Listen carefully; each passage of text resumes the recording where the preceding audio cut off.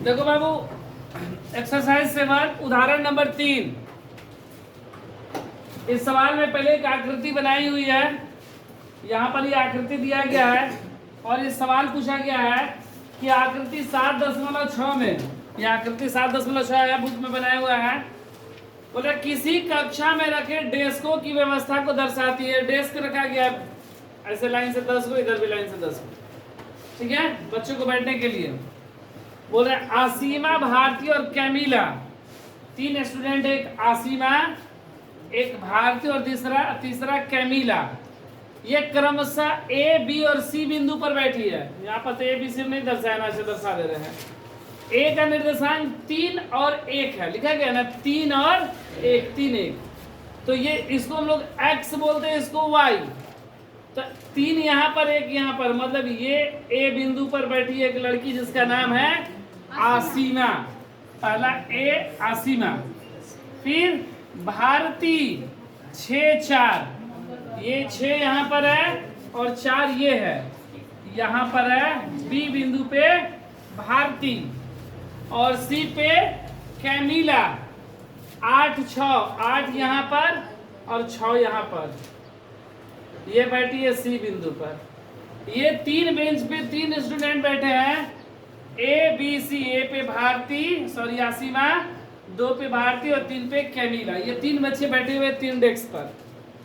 बोल रहा है कि क्या आप सोचते हैं कि एक सीधे पे बैठे हैं? क्या लग रहा है कि तीनों एक ही रेखा में बैठे हैं, एक लाइन पे बैठे हैं ऐसे? अगर लग रहा है तो बोला है कैसे, उत्तर दीजिए, कैसे एक सीधे में बैठे हैं? लग रहा है एक लाइन में है, ये लग रहा है ना? हमको बताना, कारण दीजिए कि कैसे एक लाइन में बैठे हैं। तो इसके लिए हम लोग क्या करेंगे, AC की दूरी निकाल लेंगे, AB की दूरी निकालेंगे, BC की दूरी निकालेंगे। जो AB की दूरी और BC की दूरी को जोड़ते हैं और वह AC के बराबर आता है, मतलब वह एक ही लाइन पे, तभी वह दूरी क्या आएगा, समान आएगा। तो हम लोग क्या निकालेंगे इसमें, दूरी सूत्र से निकालेंगे दूरी।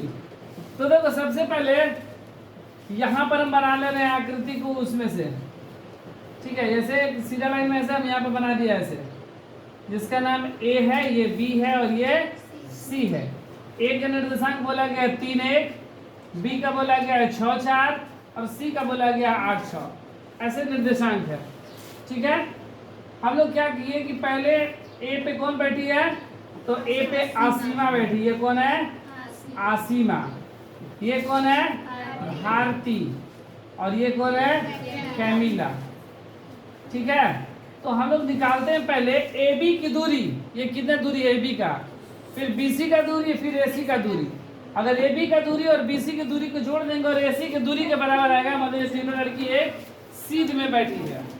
तो सबसे पहले AB के लिए, AB के लिए x1 y1, x2 y2, x1 3 1, AB है ना 6 4, AB की दूरी, दूरी बराबर रूट का x2 माइनस x1 का square plus y2 minus y1 का स्क्वायर।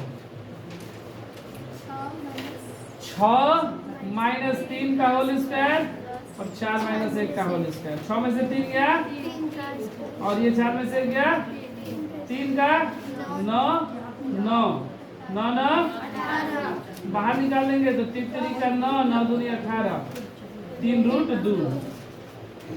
यहाँ से AB के बीच की दूरी कितना है, 3 रूट 2। अब क्या निकालेंगे, BC के लिए x1 y1, x2 y2, 6 4 8 6। BC की दूरी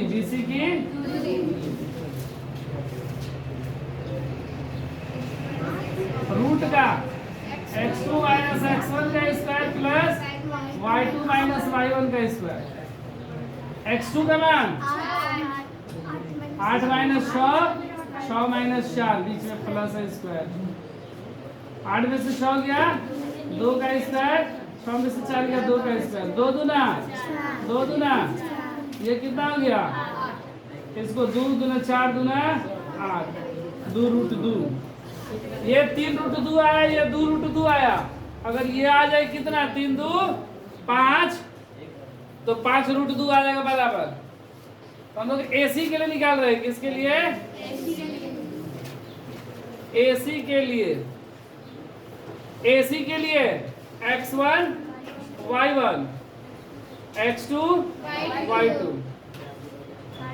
3 1 एसी है ना, और ये 8 6 एसी की दूरी रूट का x2 माइनस x1 का square plus y2 minus y1 का स्क्वायर, 8 माइनस 3 का स्क्वायर और 6 माइनस 1 का स्क्वायर। 8 में से 3 गया, 6 में से 1 गया, 50 प्लस रूट का, इसको करेंगे तो 5 गुणे 5 गुणे 2 50, 25 दूना 50, 5 रूट 2, ये कितना है? 5 रूट 2। मतलब ये एसी मेरा AB प्लस BC के बराबर है कि नहीं? एसी का मान 5 रूट 2, AB का मान 3 रूट 2, AB का मान 3 रूट 2 है ना, और BC का 2 रूट 2, 5 रूट 2, 3 2 5 रूट 2, ये दोनों बराबर है ना। तो इससे ये पता चल रहा है कि ये तीनों एक ही सीधा में, तभी तो ये जो इसकी दूरी है उसी बीच में ये है। अतः A B C तीनों एक सीधी रेखा में है, एक सीधी रेखा में